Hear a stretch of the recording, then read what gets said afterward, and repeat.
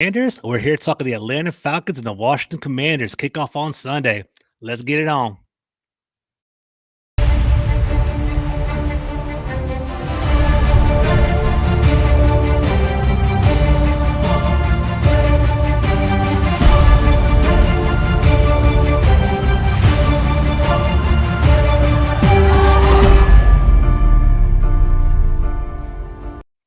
What's up, everybody? Thank you for joining us on this lovely Wednesday afternoon, I guess, 1 o'clock. Nice little weekend coming up with Thanksgiving, a little pre-Thanksgiving podcast here today.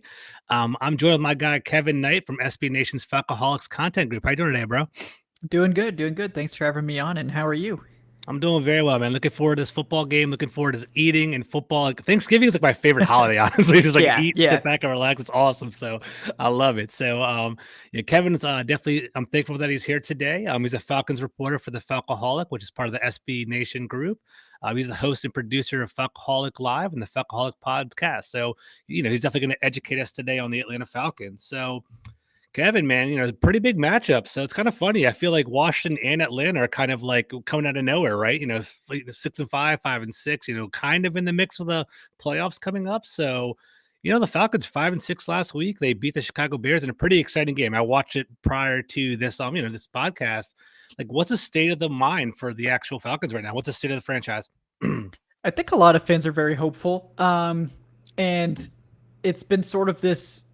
There's like two different groups. One that thinks that the Falcons are sort of playing way above where they are and that it's only a matter of time until they fall out of contention. And another group that's like, no, we're going to do it. Like it's good. Definitely complicated with Kyle Pitts going on IR. They didn't necessarily, he wasn't necessarily a high volume target. This is not a high volume passing game to begin with, but losing that is huge. So that definitely dampens my spirits a little bit, but you're absolutely right. Especially in the NFC South, which is pretty much the opposite of the NFC East. The Falcons are a half game out of first place in the NFC South. I saw that. At 5-6. So meanwhile, the Commanders 6-5, currently out of the playoff picture because of the Giants at 7-3 and the Eagles, of course, at the top. But these two teams definitely, it's a crucial matchup for both, right? Because the Falcons need to keep pace with the Bucks, who I think we all believe are going to start winning games at some point. And the Commanders have a golden opportunity to make the playoffs here in the NFC, where the wild card race is completely wide open, and the Giants could potentially be sort of coming back to earth. We know how hurt they are in the wide receiver core and on the offensive line. So big game for both teams this week. Yeah, 100%. It's so funny how like everybody across the NFC is kind of expecting the giant downfall, and I hope it actually comes to fruition. That'd be great. So talking about the Falcons, so is this kind of a year ahead of ahead of expectations for you guys, or what are you thinking? Like, how do you feel about the team so far? Because I feel like you guys are overachieving this year. Yeah, it's sort of been all over the place. It seemed like the national landscape was more that the Falcons were like going to be the worst team in the NFC. I know USA Today infamously predicted like a 2-15 record for the Falcons, which that was always too low. But last year they overachieved at 7-10. That was a worse roster. But they had an incredibly easy schedule, and they just crushed the one-score games last year en route to that 7-10. But they finished 7-10 with like a minus like 150 point differential. So like they were not a good team. Yeah. This year they're much better. It's a much better team. They're much closer to like a 500 quality team. But the schedule's been tougher. And they've had some bad luck with injuries this year. They were missing AJ Terrell for 4 weeks, I believe, and during that time they became the NFL's worst pass defense. They weren't great before it, but certainly while he was gone, it was bad. They did get him back, but they're about where I expected them to be at this point. I predicted a 6-11 finish, so they're it looks like they were probably going to overachieve that by a win or two. We'll see how it goes, but I think they've certainly been better than most of the national media certainly would have predicted so far. I agree. Going into the season, that kind of like, the perspective from DC was Atlanta was a complete rebuild. They're going to have Mariota as a placeholder, potentially top 5 pick, and they're not really doing that right now, which is very interesting. Let me take a moment. There's some people in the chat. Just want to say what's up. What's up to Awesomeness Sports? Good to see you, bro. Thank you for jumping on. Kevin also got a question for you. We're gonna deep dive into this, but my guy Darius has a question for you. Before we get into it, like how does Atlanta feel about Washington's defense so far this year? Have you guys deep dived in it yet? I've looked into it. It's a bad matchup for the Falcons. The Falcons have really struggled against teams that are good at stopping the run. Washington's great at that. They're also they've struggled against teams with really strong front sevens in general. Washington obviously has a fantastic front seven. Daron Payne is like at the top of the free agent wish list for most Falcons fans for every next year. For every group of Bears want him to see. I can hear that. Yeah, exactly. So it's the Falcons have blocked the run extremely well. They've managed to do a great job there, and that's been a really huge turnaround because last year this was the 31st ranked rushing attack in the NFL. Now they're in the top 5. Yeah. So that's been a big change, but the problem is that the passing game is so limited, and especially against good pass rushes, that the offensive line can block the run, great, but they're not good at pass protection, and they've been. Marcus Mariota is a limited passer. He does offer you the ground attack stuff, right? He's very athletic. He's able to escape pressure. He's made some good plays, but the passing game with him is extremely limited. And without Kyle Pitts now, it's especially bad. So, yeah, I'm not looking forward to this defensive matchup. I think Washington certainly, on paper, should be favored on the defensive side of the ball, but Arthur Smith is good at and this team in general is good at keeping it close. So if they can find a way to try to overcome some of that, if they can find a way to move the ball on the ground despite playing a really good run defense, that's going to be their ticket. Cool. Thanks, Kevin. And then Nosebleed Seats Man says the Commanders finished their drives. It's a wrap. Unfortunately, they settle for field goals too much. It's going to be interesting, Kevin. I'll be honest with you. I think it's going to be a very close matchup. I feel like both teams are kind of mirroring each other a little bit. I do think our run defense is pretty strong, and that's going to kind of lend itself very well. I am curious if Marcus Mariota can create on the ground because he is kind of frisky. He does kind of have that run escapability. But you're saying that the offensive line is poor at pass blocking. Is what you're saying for Atlanta? Yeah, that's been their weakness. Yeah, Chris Lindstrom obviously at right guard. He's the number one doing a really guard good job. To PFF. Yeah. Jake Matthews has always been good, and Caleb McGarry at right tackle is having a career year and a contract year, as many offensive linemen seem to do. But the center position has been a liability in the passing game, and then at left guard they've had to rotate a bunch of guys there. They had Elijah Wilkinson come in free agency. He really stabilized that spot after they had Jalen Mayfield, the rookie last year, who was like maybe the worst guard in football. He's been on IR now for several weeks, and they've really tried to a lot of things. They tried Matt Hennessy, who was last year's center at guard, and he was having a good game and then got hurt, and now he's on IR. So they went to Colby Gossett. He didn't have a great game, so they went to Chuma Edoga, who they signed as a tackle just before the season, and he had a solid game last week, but left guard is definitely a problem spot, and so is center, and that just makes me very nervous against, like you said, Daron Payne, John Allen, and a potentially even healthier Washington front seven now with Chase Young maybe coming back this week. 100%. Yeah, it's going to be really interesting. So in that regard, I do think Washington does have the advantage. So we'll see. We'll talk strategy throughout the game, but yeah, Daron Payne and John Allen, obviously I want to be as objective as possible, but they're doing exceptional this year. They have 6.5 sacks for both of them. I think they're the rated the top 2 defensive tackles in the entire NFL, like as a pair. And they exploited people. They exploit people every week. And, Daron Payne's hungry because he's in the contract here. He wants to be doing better. So I do see him happening here, having a good game. Real quick, Kevin, before we start diving into like coaches and offensive strategy, I've noticed that Atlanta is very, very run heavy, right? So 3rd ranked run offense in the entire league. Let me actually go to the next slide over here.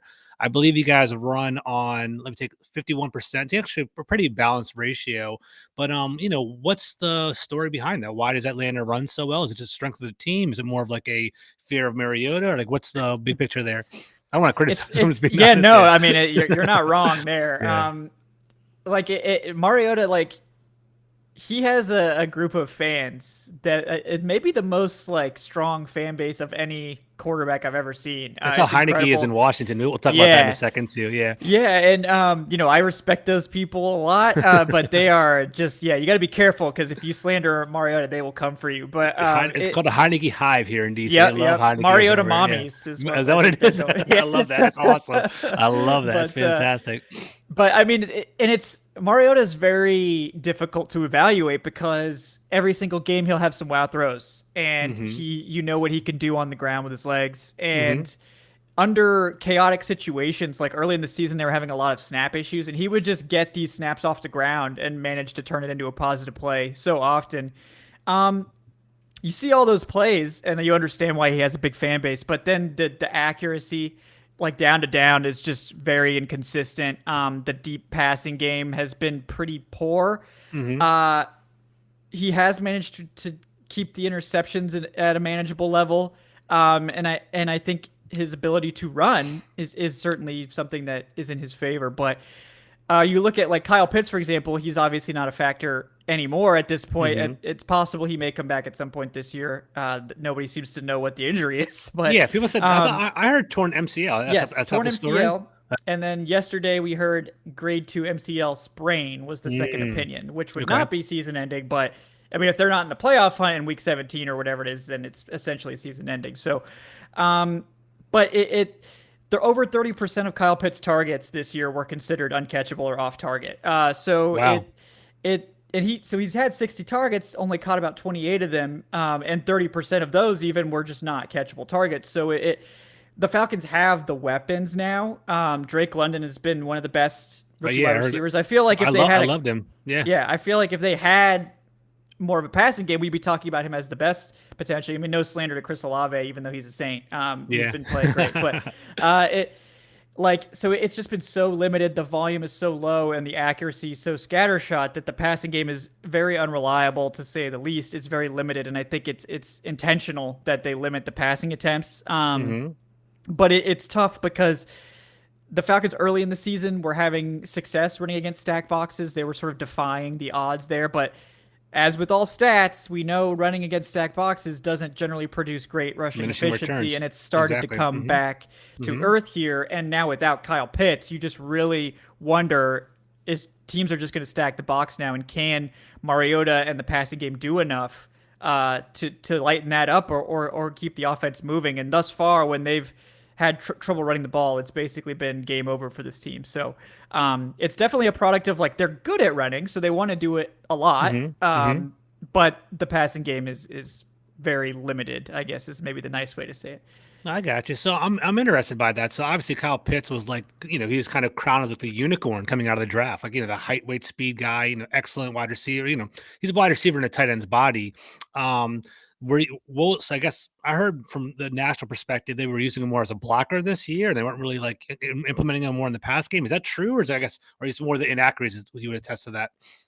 I mean, they are definitely asking him to block, and Yeah. I think it's good for his development. I think it's always good for tight ends to be able to block. He's actually been about an average NFL blocker after his rookie Mm-hmm. season, where he was very ineffective. This year, he's someone who's effective as a blocker, Mm-hmm. and the Falcons expect every player on the field to block on run plays. Yeah, I heard about that actually. So it's that's not a bad thing, but it's sort of, I think, both and, right? Like, I think it's good to develop him as a blocker, but also the passing game is extremely low volume, and Mm-hmm. the targets he is getting frequently are not catchable. So it looks, I think, a lot worse. But It kind of he's compiles getting on each other. targeted. Yeah. Yeah, Okay. I think he's getting targeted at the Like, I think he was either 1 or 2 in targets with Drake London, the other guy. So he's being targeted and used as a receiver. But the passing game already, I mean, they're 31st in attempts, so Mm-hmm. there's not a lot of volume to go around anyway. And when 30% of those are off target, he's just not going to have a lot of production. But I know some people were like, "Oh, is he a bust or whatever?" Like, you saw what he did last year with with Matt Ryan. Yeah. Over 1,000 yards as a rookie tight end. There's only one other tight end that's ever done that before. We know what he is as a receiver. This is not the Falcons' long-term plan. This is we're trying to, like, win some games this year with an offense that, to Arthur Smith's credit, has been effective. This is the 12th highest scoring offense with Marcus Mariota at quarterback. Yeah, like 23 and a half points. Yeah. Yeah. Do you guys like Arthur Smith out there? Do you guys like him as a coach? Because he's been there for a while now, right? This is his second season. Oh, second season. I thought, okay, I made a mistake. Go ahead. That's okay. Yeah, so 2021 was his first year. Obviously a rough year. But he overachieved last year, according to a lot of folks as well, right? 7-10 with that, minus 150 point differential or whatever it ended up being. Yeah. But I think offensively, he's good at at scheming up what he has. Mm-hmm. And like I said, the passing game is limited, so we're not really seeing a lot there. But I think he's done a good job of especially in the red zone. That was always his calling card in Tennessee. You know, he helmed the #1 red zone offense 2 years in a row there. Mm-hmm. The red zone offense here is good as well, but it's tough to like get a full read on it. I mean, I think he and Terry Fontenot, the general manager, are doing a great job of setting this team up. I think it's hard to do a full evaluation with a limited quarterback situation, and with the roster in this shape.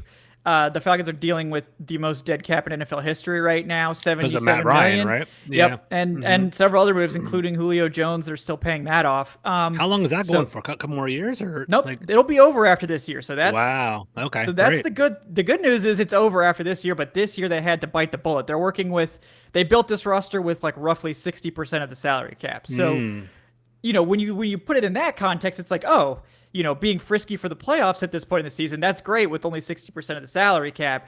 But it kind of clouds the full evaluation, because you know this is, I mean, when people were saying this is a bottom 5 team, like calling it a bottom 5 roster is not inaccurate, but they've managed to play above that level, I think in part because of the coaching and Arthur Smith sort of extracting more out of this offense than you would expect. But it is very limited, and there's certainly more evaluation to be done, and we need to see like what the full plan is, because again, if Kyle Pitts is just here to block, why didn't you just take a blocking tight end, you know, and that sort of thing? Drake London, you spent now back-to-back first-round picks on pass catchers. You have to believe that this run, it's always going to be a more balanced offense. That's what he ran at Tennessee too, and I think that's what he wants, is to have, you know, a complementary offense. But I think going forward, he probably wants more of like a 60-40 split, which is already like, that's already run heavy in today's NFL. Yeah, it's really heavy. Yeah. So right now it's 51 run. So like and that feels like a lot for some reason, right? It's kind of crazy. Oh, I know that today's NFL, that's like the #2 most rushing attempts in the NFL. But I think they'd probably rather pass the ball at like a 60% rate. Yeah. But right now it's like it's so limited, it's under 50% passing. So it complicated evaluation certainly, but I think that this year we've seen the running game really come into play, and that is something that is very important for Smith and for his offense. We haven't seen the play action pass game take off, because that is the part that's been missing from this offense, and the part that's been missing from Tennessee's offense since he left as well, is that really deadly play action pass game that is not necessarily high volume but is very efficient. They've tried to make that work, but like again, the deep passing game is just so inconsistent that they need to hit these shots, and like Kyle Pitts is running wide open downfield, and just it's not even in his zip code and stuff like that. So I think the personnel are in place for this to happen, and that gives me faith for the future. But at this point, it's very much a work in progress. So I like Arthur Smith. That's a very long-winded way of answering your question. No, I love it. That's very, very educational. I love that. So that's great. It's first of all, it sounds like it's going to be a very low scoring game. I feel like Washington does a great job stopping the run. They've been kind of short things up. We had a pretty big free agent acquisition, William Jackson III. He's supposed to be a man, he was known for being a man cover corner from Cincinnati, coming over to Washington. Wasn't a good fit. We gave up big plays early on in the season, but since then our defense has been very stout, so I don't really see any big plays happening. I know Drake London's a target hound. He's gonna catch it over and over again. I don't really see him as more of a burner, though. He's not really a deep time, that deep threat. Would you say, is that fair? Is that accurate to say, or what do you think about that? Yeah, Drake London is sort of he's very well Mike rounded. Evans type, right? Yeah. Yeah, like he's more of a Mike Evans, and Mike Evans is still dangerous downfield. He's not a 100%. Burner, yeah, but fast enough at that size certainly to cause problems. That's not really been his utilization so far so much. He's been more of the intermediate pass catcher, and then he uses his yards after catch ability, his ability to break tackles to get those big plays. Kyle Pitts was definitely the guy they wanted to go to deep a lot, and then Damiere Byrd has come on recently as sort of Mariota's preferred deep target, the one that he's seemed to have a connection with. And Bird's a speedster who I think has played well, but again, it's just so inconsistent, and of course, going against a great pass rush is going to make that difficult as well. Gotcha. Yeah, I totally agree with that. I guess one more question, kind of focusing on the offense, or two more questions actually. So I don't know how heavy-handed he is in your organization, but we actually had Kyle Smith as one of our wonder kids in our franchise, kind of going up and coming and becoming a general. We were hoping he'll be our general manager here. Does he have a heavy hand in Atlanta? Is he part of the whole draft process? And how do you guys feel about him? Yeah, I think he's one of the key scouting staff. Like, I think he's in charge more or less of that. Mm-hmm. I've never personally met him because I actually live in upstate New York, so I'm only really down there for training camp. So Okay. actually haven't met Kyle Smith, but I know he's well liked in the organization, very Mm-hmm. well respected, and I think he runs a lot of their scouting stuff. And Mm-hmm. I think based on the last couple draft classes that he's been there for, I think it started in 2021 and 2022 here as well. I think we're seeing that these are long-term focused draft classes. People were sort of disappointed in 2021s at first, but now we're Mm-hmm. seeing multiple starters emerge from that class, and a lot of those guys really start to play well. So, yeah, I think he's doing great here, and it wouldn't shock me if he does eventually graduate to the GM's chair. Yeah, we loved him here. I think he was our SEC guy. He was the southeastern part of the United States. So, he's responsible for Deron Payne and Jonathan Allen. He basically added those to our team. So I can definitely see Kyle Smith thriving there. One more question before we pivot to defense. So I guess I got two questions. So first of all, Marcus Mariota, long-term perspectives in Atlanta. What do you guys? What are your thoughts on that? He's technically under contract next year. It's sort of a Okay. team option year, effectively, Mm-hmm. where they have the ability to keep him at about 16.5 million, which of course is a bargain for starting quarterback. Yeah. They can also cut him and save almost all of it. I think they Wow. save like over 12 of that amount. They're in a good spot. So they have flexibility there. I don't expect him to be the preferred option, certainly. Mm-hmm. They may wait to see if they need to keep him. They may. I do expect them to go to Desmond Ritter at some point. My prediction has been as soon as they lose the next game, we could see Ritter, because especially Out of if the the playoff losses, Yeah. especially if the losses combine with the Bucks win, Yeah. it's just you're gonna have a really hard time climbing back in when you're multiple games behind the Bucks. And this team, they're frisky, but I don't really think they're a playoff contender in like the usual sense of the word. Yeah. So I think we will see Ritter soon. I don't think Mariota's future is probably in Atlanta. But we don't really know what the future is next year at quarterback either. Obviously, if Ritter comes in and looks great, then you're feeling good about that. But I do think the Falcons will be aggressive in addressing quarterback if Ritter isn't the option that they want to go with.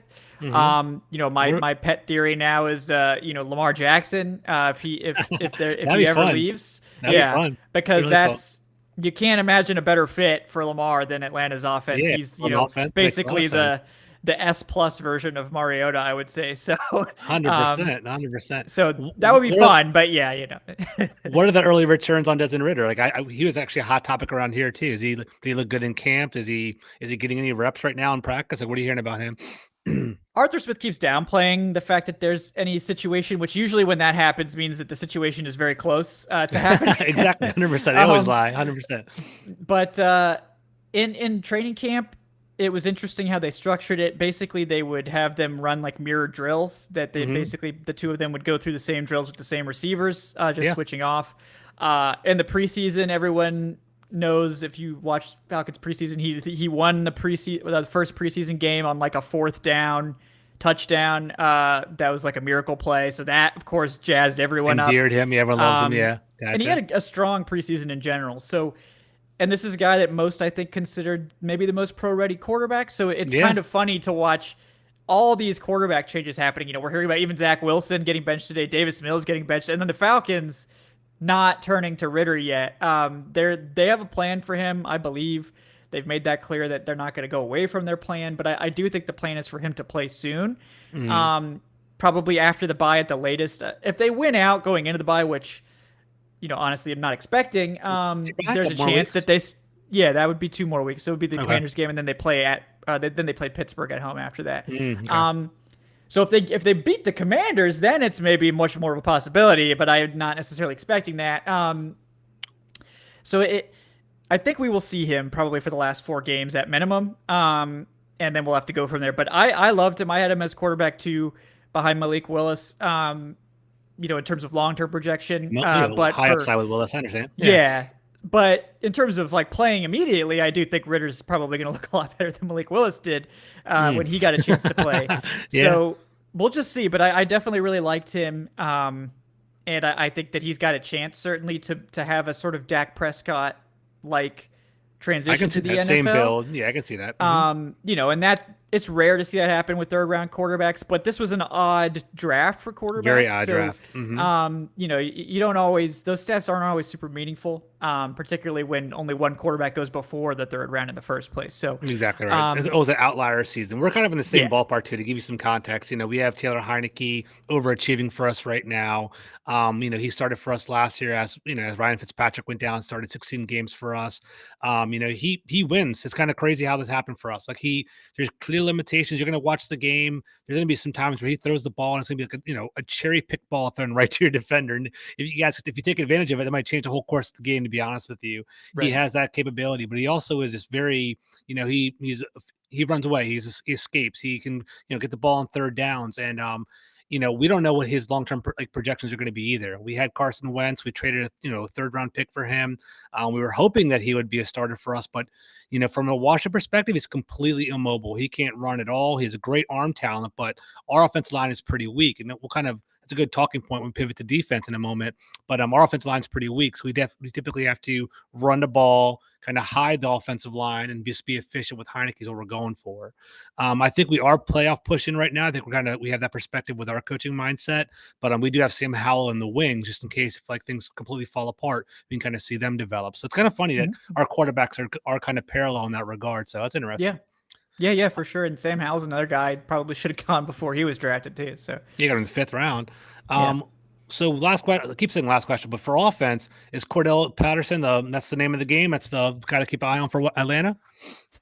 They've really found success with all of their running backs for the most part. I've seen Algier too, yeah. Yeah, Patterson is the dynamic one. He's the bell cow, so to speak. He did miss some time with injury, but he's very dangerous. He finally broke the kickoff return record last week. Changed the whole game. Yep, and that was huge. And he's just incredibly dynamic, and he's really become the Derrick Henry of this offense. You see him run. You see him on the kickoff returns. You're like, oh, this dude's just lightning quick. But then you see him play running back, and he just smashes into guys and bowls people over. I can't think of the top of my head. Is he pretty big?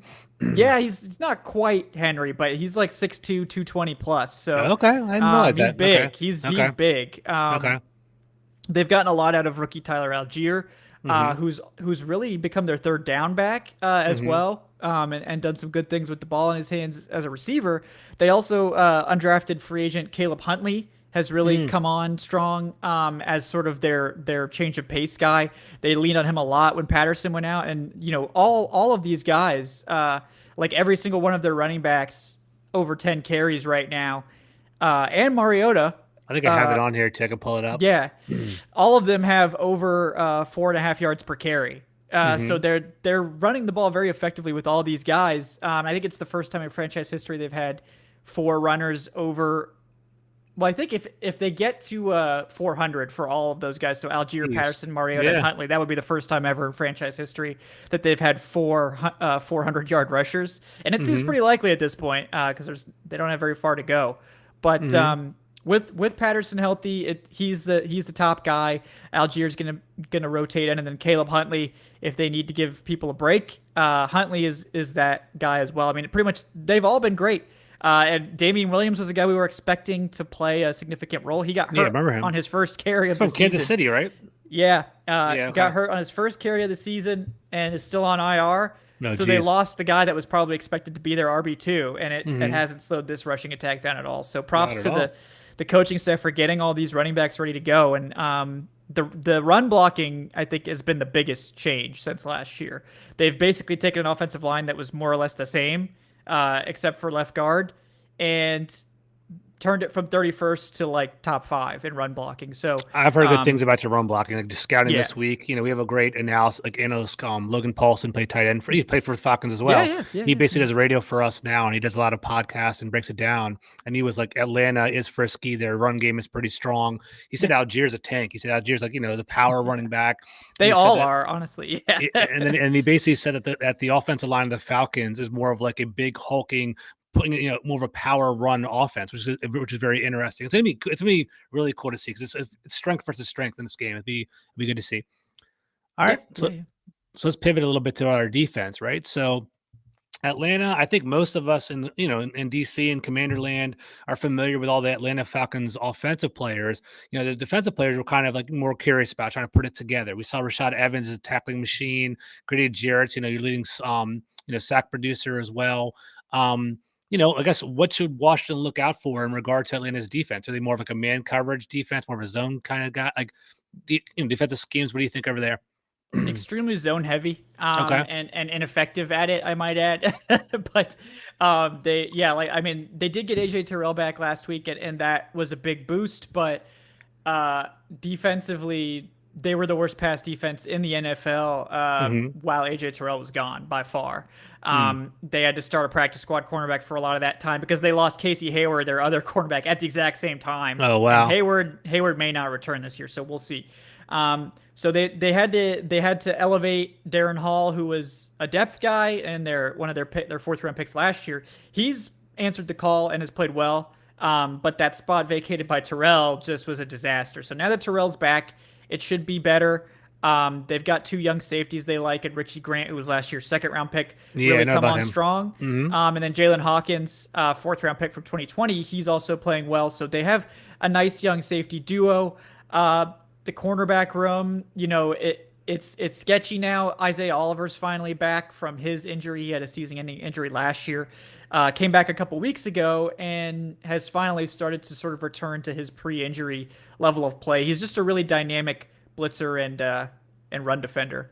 Is Troy Anderson the linebacker that went to Montana State, like played quarterback, like every position, like running back, quarterback, and all that? running back, linebacker? Okay. Yes. How's he doing? I'm curious about him because we were talking about him during the draft as well. Yeah, I was surprised he went as early as he did. I had him as like a top 100 guy. Okay. But he ended up going in the 2nd round of the Falcons, and they're getting him snaps every game. He's only played a little over 200 snaps, so not a starter. But every single game, PFF hates him. I feel like PFF hates all the Falcons linebackers, but you can just tell, like, he's the most athletic player on the field. And he ran down Justin Fields for a tackle for loss that we all know how difficult that is to do. 100%. He's not a great tackler, and that's not surprising from a guy who's played linebacker for like a year and a half total. But he's just so fast, and he plays really hard, and he's starting to, I think, learn a little bit more about the position. His coverage instincts, of course, are non-existent because he's never played coverage before, but this is a guy that the sky's the limit for, and he's very exciting to watch. And the other linebacker starters would be like Rashaan Evans, who I think has played a solid season for the Falcons. He's like their thumper and has honestly played better in coverage than maybe at any point in his career. He's from Alabama, right? Rashaan Evans from Alabama. That's what I thought. Okay, cool. Definitely. Got a question in the chat for you, bro. So from Darius Ricks, thanks again for the other question, Darius.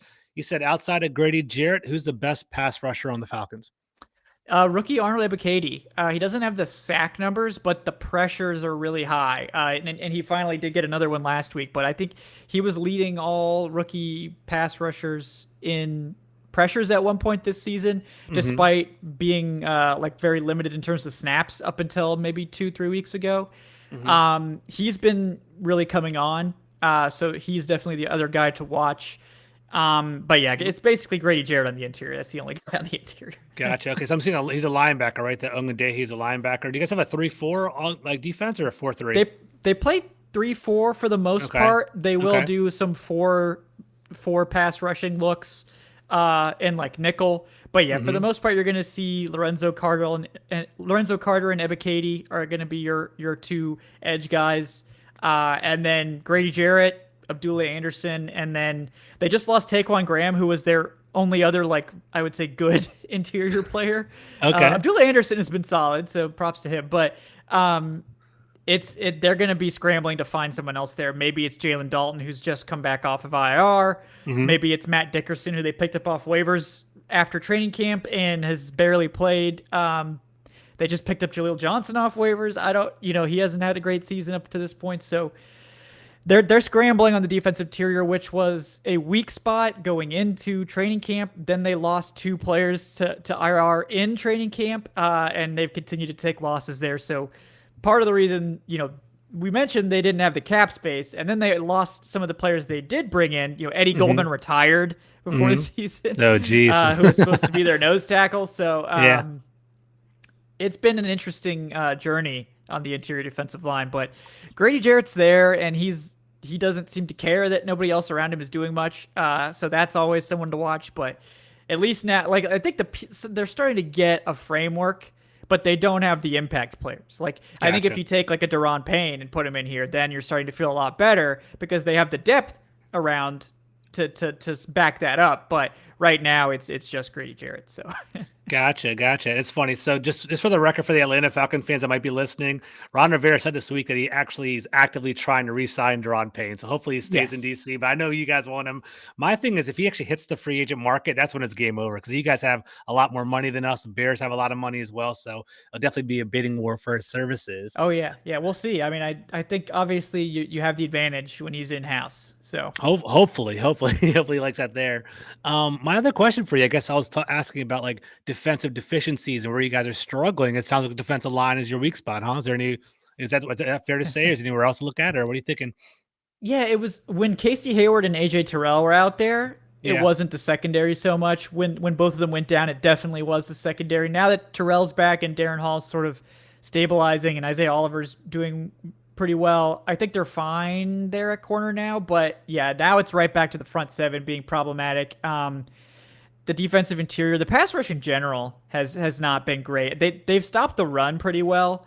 On an efficiency metric, in terms of yardage, they've given up a lot, but they've played a lot of the NFL's best run attacks. They held the Bears to 160 rush yards, which sounds like a lot until you look at how many yards they average. And going into Atlanta's game last week, they had, I think, put up 225 or more in each of their last 4 games or something like that. So the Falcons could stop the run. They've just really struggled to rush the passer and stop the pass. So that has generally been the key, especially with Terrell out. Now that he's back and hopefully healthy, maybe they are able to patch that up a little bit, but definitely easier to pass against this defense than run so far.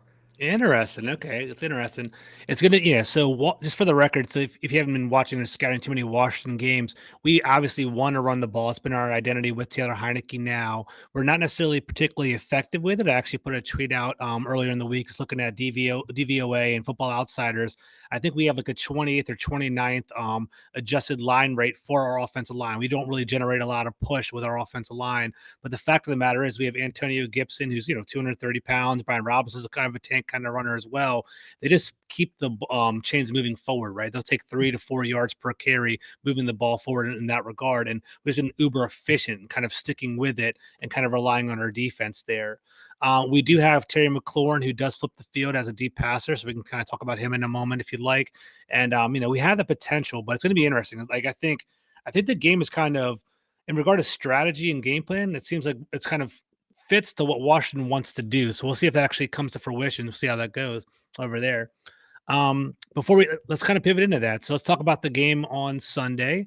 What is your confidence level? How do you guys feel in Atlanta? Are you feeling pretty optimistic about it? Are you concerned, or what's the overall perception out there? I think the matchups don't favor the Falcons really in this one. They've tended to struggle against teams that could stop the run really well, and they don't protect the passer well at all. So teams that have a really dominant defensive line, that's why the Panthers gave them so many fits.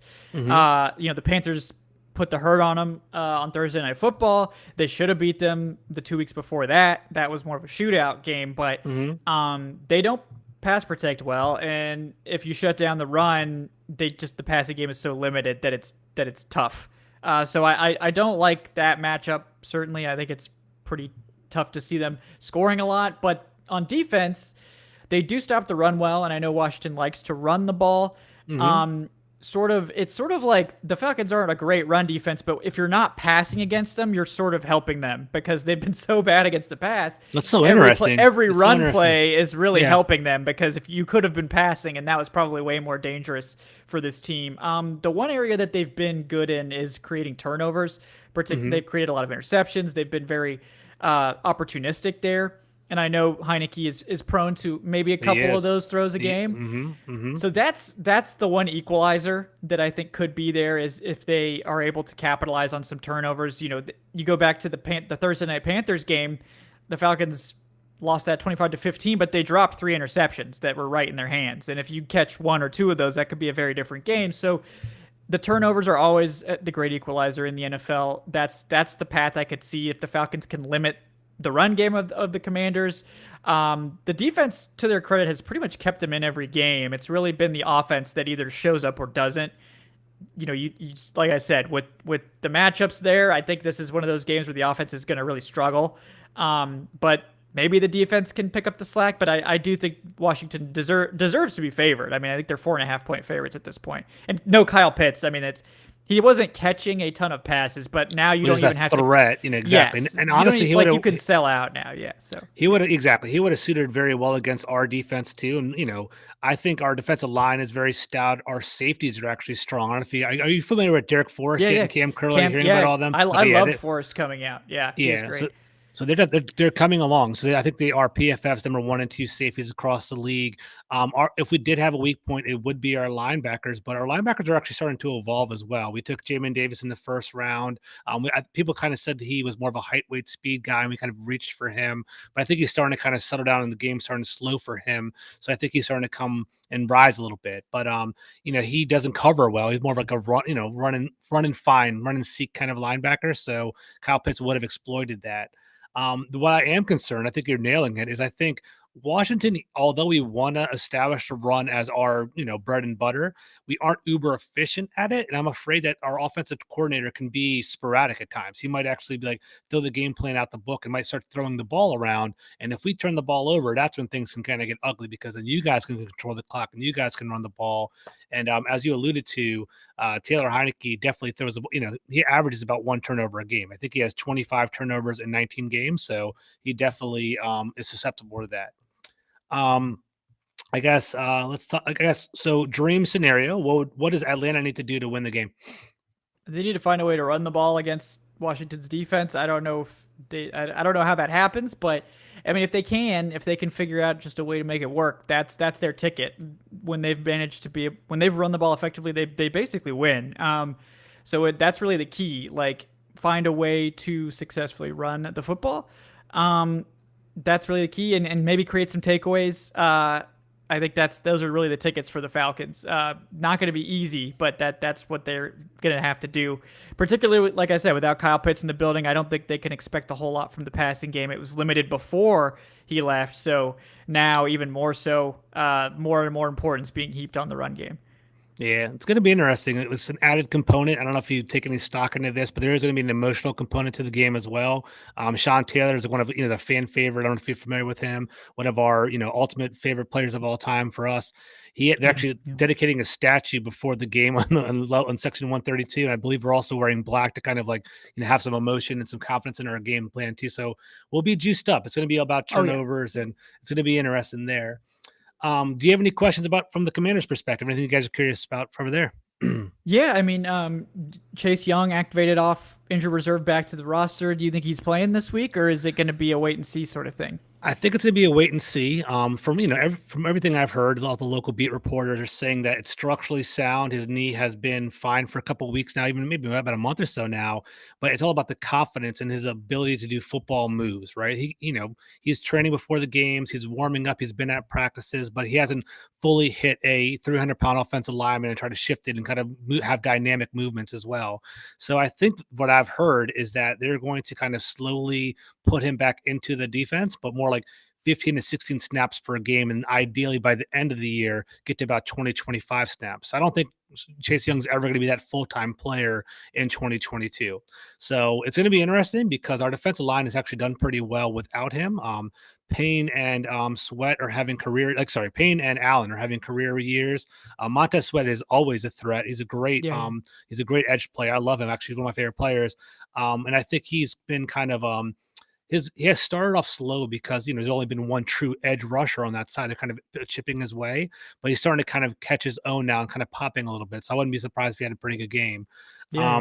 On the opposite side, we have James Smith-Williams, we have Casey Toohill, and Efe Obada. They're kind of like a rotating kind of mixture there at defensive end. They're more of like run stoppers and more like opportunistic, but they're not like game breakers like Chase Young would be. So the talk in DC is, with the return of Chase Young, does that offer a high enough upside to break the chemistry that's going on? Because last year, we love Chase Young. He's a physical freak, but there were some chemistry issues with the whole defensive line because we have so many first rounders and a whole bunch of alpha males. They're trying to like get the sacks. They weren't working in cohesion, right? So that was the issue there. So, but on the flip side, they fired our old defensive line coach Mills. He was a Carolina guy. They got rid of him, and I think we're playing better for our current defensive line coach. So maybe kind of straighten things out, and maybe this is good for Chase. Maybe he's going to come back and be like, you know what, I'm going to play within the system. I'm going to play it right. I'm going to sell out for 15 plays, and we'll see how it goes. And our fan base will be amped up. I don't think it's not coincidental that his first home game is going to be a home game. I think it's going to be a setup that way, but we'll see if he actually plays. Like from what I get is, practice Fridays, Saturdays, kind of what to monitor. If he's practicing well on Saturday, then Sunday we'll give him a go. Yeah, that's definitely one that's important. And then just your thoughts on Heineke versus Wentz. Do you think there's a point where Wentz comes back into the lineup, or are they pretty much out on that? It's so interesting, right? So I think the coaches are actually intrigued. Like, this is just my intuition and reading the tea leaves. I think Ron Rivera actually likes Carson Wentz. He was actively involved in looking at the analytics and selecting Carson Wentz and making that trade. So I think he does like that high upside. He looks at he knows Taylor Heineke is limited. Like if the coaching staff was confident and loved Taylor Heineke, they wouldn't have actively pursued all these quarterbacks during the offseason, right? Like they were in the Russell Wilson, race. They were in the Aaron Rodgers race. Honestly, it ended up being better for us when it all said and done. That Russell Wilson contract's crazy, but we got Carson Wentz. I think they are intrigued by him, but I think right now there's so much momentum behind Taylor Heineke. We won 5 of 6 with him. The team loves him. I don't know if you know the stick now, like the stick actually, is that basically, whenever he wins a game, he buys Jordans for the visiting team. He's doing all that right now. He bought it for the offensive linemen 2 weeks ago. He bought it for the tight ends last week. Now some defensive players want to get some Jordans from his as well. He did the whole Kirk Cousins on the airplane when they put the chains around his neck, and they're kind of like hyping him up a little bit. So it's like if they put in Carson Wentz now, I think it would create some sort of it would create some sort of conflict in the locker room. Me being like, I think you're kind of at that mindset as well, like a draft guy, kind of a, numbers kind of guy. Like I am intrigued by having Carson Wentz potentially going back on the field because you have to give him a true assessment before you let him go.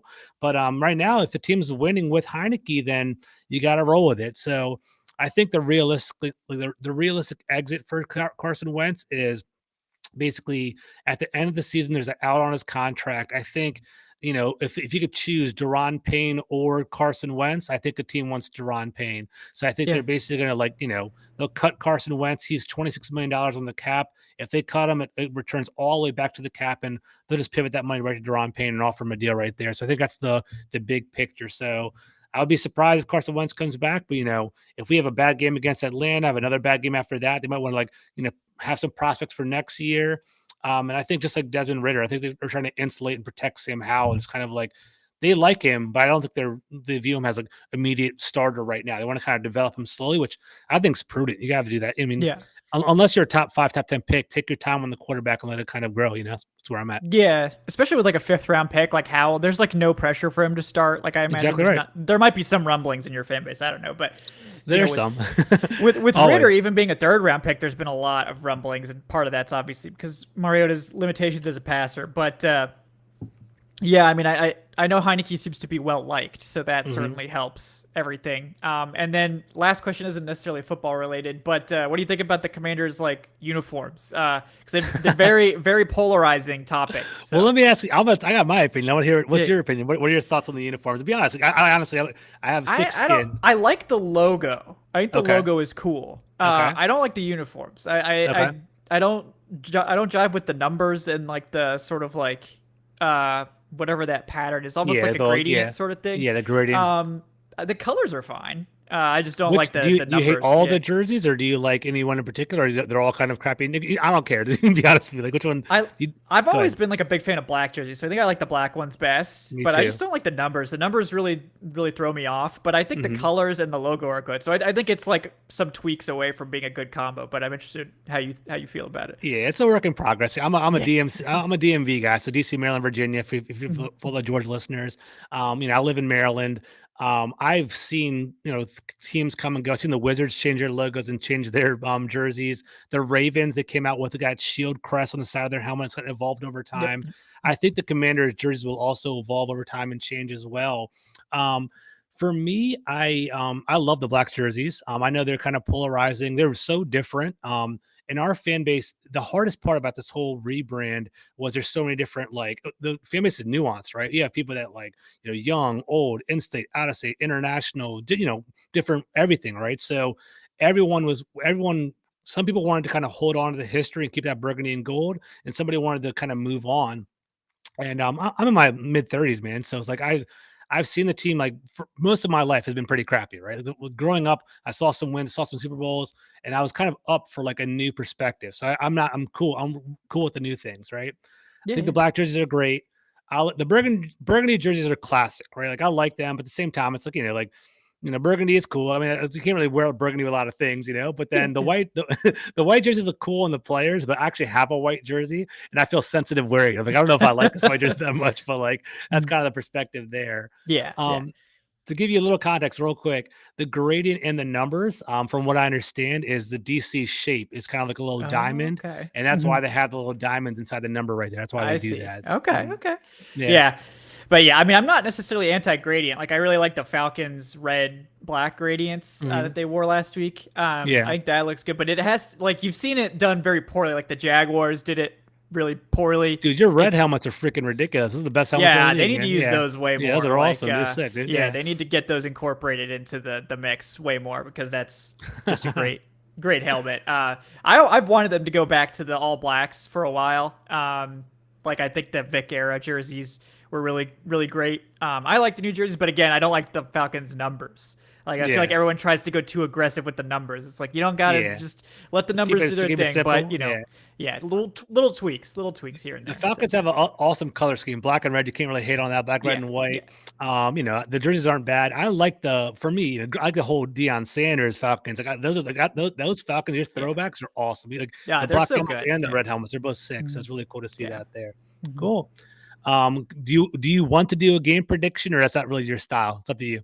Yeah, I do game predictions. I think my last show, I think I was saying like 27-20 Washington is about what I think. I think it'll be within a score because that's sort of the Falcons style. Yeah. Yeah. Yeah. Yeah. I really don't like the matchup on defense. But again, it's up to turnovers, like because that can flip everything. But yeah, I think on paper it's a tough one. Gotcha.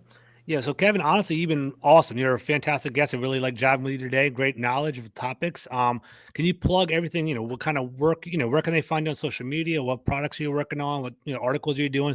Drop it on. Make it happen. Yeah, yeah. You guys can follow me on Twitter at Falcoholic Kevin. Especially for pessimistic tweets during the game. Everybody loves those.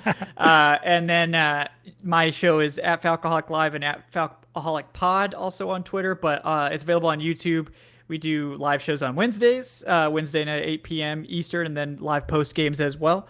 And then the podcast comes out multiple times a week, and that'll be on all the usual podcast platforms. And then the site, of course, is the Falcoholic on SB Nation for all that great written content. We have a great crew doing all kinds of tremendous stuff there. And of course, you can see my writing there as well.